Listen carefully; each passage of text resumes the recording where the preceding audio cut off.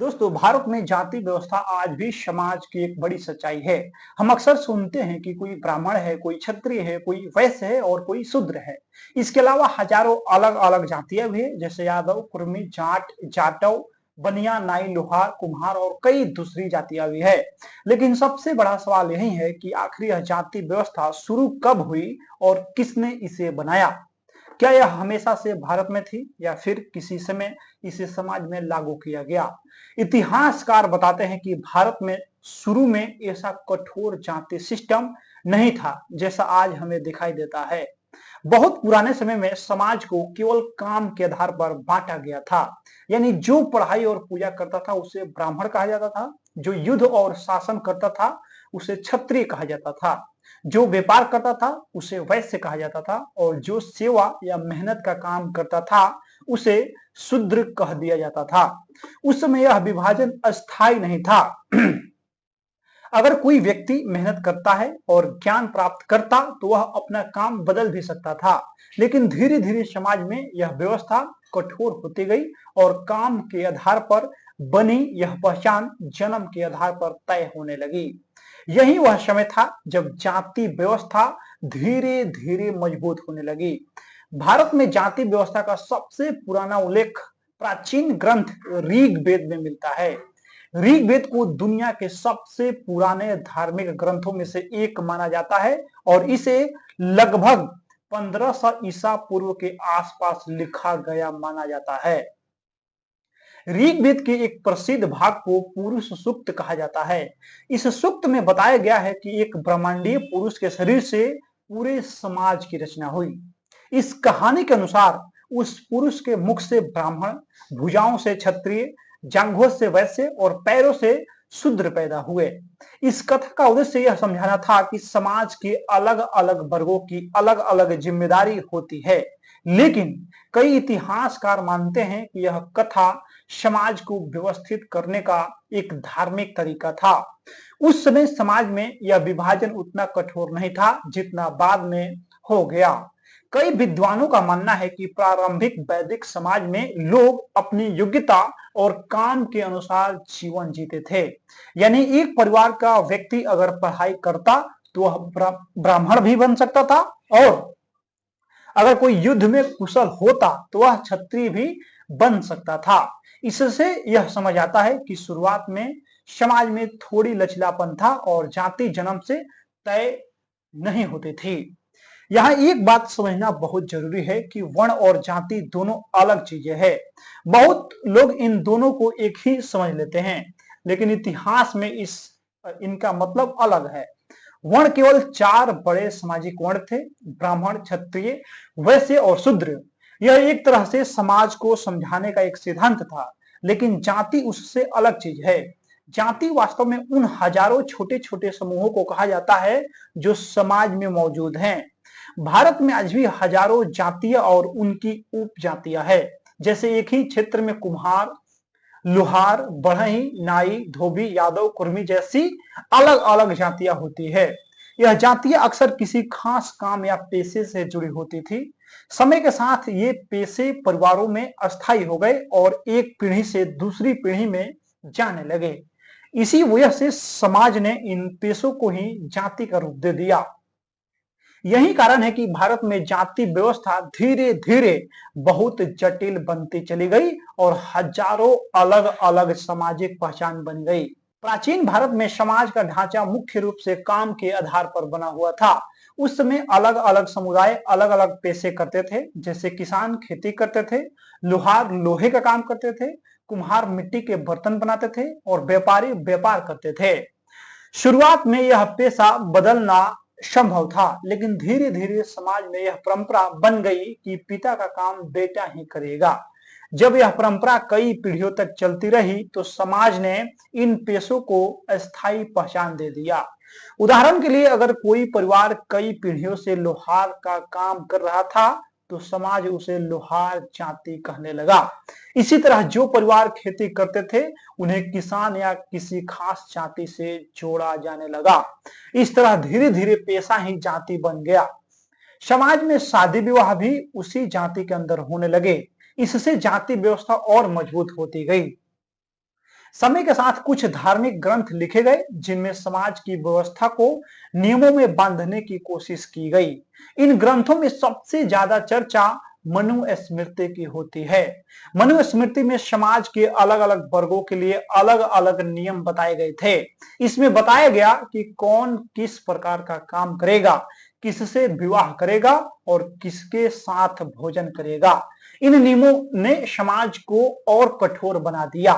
धीरे धीरे यह विचार फैल गया कि व्यक्ति की जाति उसके जन्म से तय होती है। अगर कोई व्यक्ति किसी खास जाति में पैदा हुआ है तो उसे उसी जाति का काम करना होगा। यही वह समय था जब जाति व्यवस्था जन्म के आधार पर अस्थायी होने लगी। कई समाज शास्त्री मानते हैं कि यही वह मोड़ था जहां से जाति व्यवस्था ने एक कठोर रूप लेना शुरू किया। मध्यकाल के समय में भारत में जातियों की संख्या और बढ़ने लगी। इसका कारण यह था कि उस समय अलग अलग राज्यों का विस्तार हो रहा था और नए नए पेशे भी पैदा हो रहे थे। जब कोई नया पेशा शुरू होता तो उससे जुड़ा नया समुदाय बन जाता और धीरे धीरे वह एक नई जाति बन जाती। उदाहरण के लिए कुछ लोग सैनिक बन गए, कुछ व्यापारी बन गए और कुछ लोग कारीगर बन गए। इन सभी पेशों के आधार पर अलग अलग सामाजिक पहचान बनने लगी। कई जगहों पर समाज ने कुछ जातियों को ऊंचा और कुछ को नीचे मानना शुरू कर दिया। इसी समय जाति व्यवस्था और जटिल होती चली गई और हजारों जातियां बन गई। जब अंग्रेज भारत आए तो उन्होंने पूरे समाज को समझने के लिए जनगणना शुरू किया। पहली बार 1871 में ब्रिटिश सरकार ने पूरे भारत में जनगणना करवाई। इस जनगणना में हर व्यक्ति से उसकी जाति पूछी गई और उसे सरकारी रिकॉर्ड में दर्ज कर दिया गया। इससे पहले समाज में कुछ हद तक लचीलापन था, लेकिन जब जाति सरकारी दस्तावेजों में दर्ज हो गई तो यह एक अस्थायी पहचान बन गई। कई इतिहासकार मानते हैं कि ब्रिटिश शासन ने जाति व्यवस्था को और मजबूत कर दिया, क्योंकि उन्होंने प्रशासनिक कामों में भी जाति का इस्तेमाल करना शुरू कर दिया। 20वीं सदी में कई समाज सुधारकों ने जाति व्यवस्था के खिलाफ आवाज उठाई। इनमें सबसे महत्वपूर्ण नाम डॉक्टर भीमराव अंबेडकर का है। अंबेडकर ने जाति व्यवस्था का गहराई से अध्ययन किया और इसे भारतीय समाज की सबसे बड़ी समस्या बताया। उन्होंने कहा कि जाति व्यवस्था लोगों को बराबरी से जीने नहीं देती और समाज को छोटे छोटे हिस्सों में बांट देती है। इसी वजह से उन्होंने जीवन भर सामाजिक समानता के लिए संघर्ष किया और भारत के संविधान में सभी नागरिकों के लिए समान अधिकार सुनिश्चित किए। आज भारत का संविधान हर नागरिक को बराबरी का अधिकार देता है। संविधान में साफ लिखा है कि किसी भी व्यक्ति के साथ उसकी जाति के आधार पर भेदभाव यानी डिस्क्रिमिनेशन नहीं किया जा सकता है। इसी उद्देश्य से सरकार ने आरक्षण व्यवस्था भी लागू की, ताकि जो समुदाय लंबे समय तक सामाजिक और आर्थिक रूप से पिछड़े रहे हैं उन्हें शिक्षा और रोजगार में अवसर मिल सके। हालांकि आज भी समाज में कई जगह जाति के आधार पर भेदभाव डिस्क्रिमिनेशन देखने को मिलता है, लेकिन धीरे धीरे समाज में जागरूकता बढ़ रही है। भारत के इतिहास में कई ऐसे आंदोलन भी हुए जिन्होंने इस व्यवस्था को चुनौती दिया। मध्यकाल में भक्ति आंदोलन ने समाज में समानता का संदेश फैलाया। संत कबीर, रविदास, नानक और कई दूसरे संतों ने कहा कि भगवान के सामने सभी मनुष्य बराबर हैं। उन्होंने यह सवाल उठाया कि अगर सभी इंसान एक ही परमात्मा की संतान हैं तो फिर जाति के आधार पर भेदभाव क्यों किया जाए।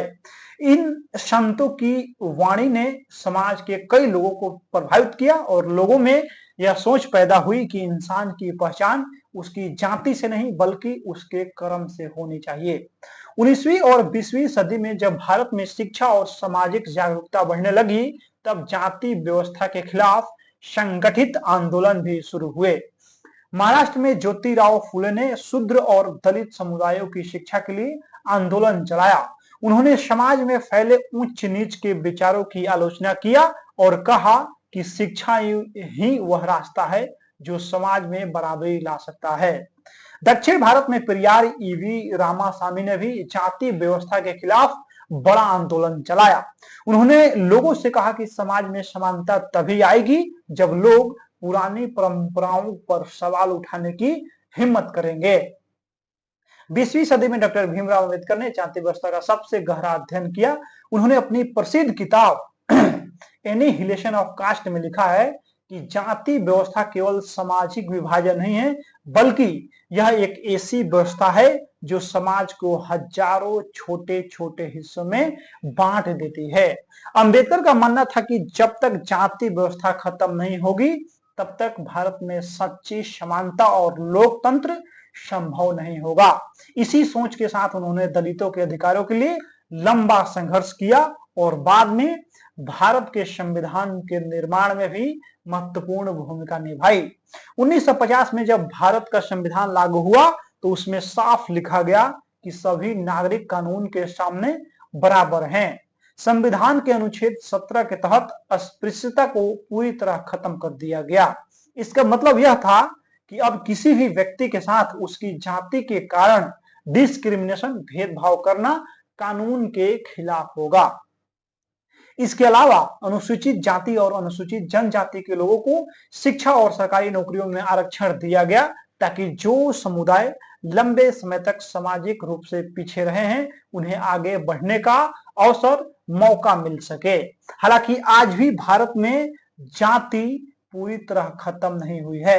कई जगहों पर लोग अभी भी अपनी जाति के आधार पर पहचान बनाए रखते हैं। शादी विवाह, राजनीति और गांव के सामाजिक ढांचे में जाति का प्रभाव दिखाई देता है। लेकिन एक सकारात्मक बात यह भी है कि नई पीढ़ी में धीरे धीरे बदलाव आ रहा है। शिक्षा, शहरों में रहने की संस्कृति और आधुनिक विचारों के कारण लोग जाति के बारे में नए तरीके से सोचने लगे हैं। तो दोस्तों, अगर हम पूरी कहानी को देखें तो साफ समझ में आता है कि भारत में जाति व्यवस्था एक दिन में नहीं बनी। यह हजारों साल में धीरे धीरे विकसित हुई। शुरुआत में यह केवल काम के आधार पर बना एक सामाजिक ढांचा था, लेकिन समय के साथ यह जन्म के आधार पर कठोर व्यवस्था बन गया। इतिहास को समझना इसलिए जरूरी है क्योंकि जब हम जानते हैं कि कोई व्यवस्था कैसे बनी, तभी हम यह भी समझ सकते हैं कि उसे कैसे बदला जा सकता है। आज भारत एक लोकतांत्रिक देश है और यहाँ हर व्यक्ति को बराबरी का अधिकार है। इसीलिए भविष्य की जिम्मेदारी हमारी और आने वाली पीढ़ियों की है कि हम ऐसा समाज बनाएं जहां किसी व्यक्ति की पहचान उसकी जाति से नहीं, बल्कि उसके काम, उसके विचार और उसके इंसानियत होने से हो।